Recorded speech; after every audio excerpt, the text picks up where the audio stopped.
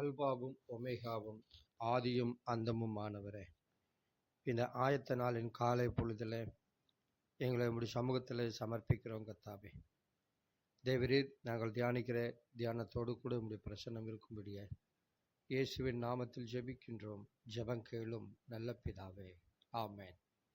இந்த நாளின் தியானமாக அப்போஸ்தலர் 2வது அதிகாரம் வசனம் 1-2. பெந்தகோஸ்தே என்னும் நாள் வந்தபோது அவர்கள் எல்லோரும் ஒருமனப்பட்டு ஓரிடத்தில் வந்தார்கள். அப்பொழுது பலத்த காற்று அடிக்கிற முழக்கம் போல வானத்திலிருந்து சடிதியாய் ஒரு முழக்கம் உண்டாகி அவர்கள் உட்கார்ந்திருந்த வீடு முழுவதையும் நிரப்பிற்று. ஆவியானவரை குறித்த வாக்கு தத்தம் நிறைவேறும்படி இயேசு கட்டளையிட்டிருந்தபடியே எருசலேமில் விசுவாசிகள் காத்திருந்தார்கள், ஊக்கமாக ஜெபித்தார்கள், உண்மையாக மனந்திருந்தினார்கள், போற்றி துதித்து கொண்டிருந்தார்கள். அந்த நாள் வந்தபோது அவர்கள் எல்லோரும் ஓரிடத்தில் வந்திருந்தார்கள். ஒருவேளை அப்போஸ்தலர் 1 இருந்த அதே மேலறையில் தான் அவர்கள் கூடியிருக்க வேண்டும். ஆனால் சீக்கிரத்தில் பொதுவான ஓரிடத்தில் அவர்கள் கூட வேண்டிய நிலை ஏற்பட்டது. பக்திமயமான சூழல் இருந்தது. பலத்த காற்று அடிக்கிறது போல வானத்திலிருந்து முழக்கம் உண்டாகி அந்த இடம் முழுவதையும் நிரப்பிற்று. அக்கினி போன்ற பிளம்புகள் தோன்றி அவர்கள் மேல் அமர்ந்தன. காற்றும் அக்கினியும் தேவனுடைய வெளிப்பாட்டை சுட்டி காட்டுவதற்கு வேதாகமம் பயன்படுத்துகிற உருவகங்கள்.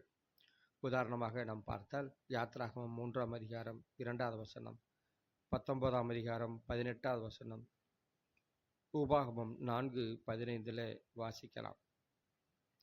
காற்று அக்கினியும் ஆவியானவரை சுட்டி காட்டவும் பயன்படுத்தப்பட்டுள்ளது. யோவான் 3ஆம் அதிகாரம் 8வது வசனம், மத்தேயு 3:11. பெந்தகோஸ்தே நாளில் தெய்வீக நிகழ்வுகளுக்கு பல அர்த்தங்கள் இருக்கலாம்.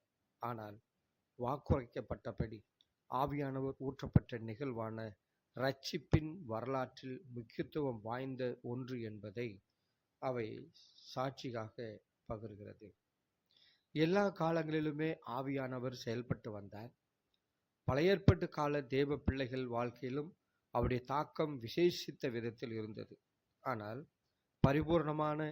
பரிபூர்ணமாக வெளிப்படவில்லை. கோத்திர பிதாக்களின் நாட்களிலே ஆவியானவரின் தாக்கம் விசேஷித்த விதமாக இருந்தது. ஆனால் பரிபூர்ணமாக வெளிப்படவில்லை. இப்போது இரட்சகர் சொல்லியிருந்தபடியே ஆவியானவர் ஈவுக்காக சீடர்கள் வேண்டுதல் செய்தார்கள். பரலோகத்தில் கிறிஸ்துவும் பரிந்து பேசினார். ஆவியானவரை ஈவை தந்து மக்கள் மேல் பொழிந்தருளும்படி வேண்டி மன்றாடினார். மேசியா வந்து ஆவியில் ஞானஸ்தானம் கொடுப்பார் என்று யோவான் ஸ்நானகன் முன் அறிவித்திருந்தார். லூக்கா 3:16. இயேசுவும் இந்த ஞானஸ்தானத்தை பற்றி பல முறை குறிப்பிட்டுள்ளார். லூக்கா 24:49.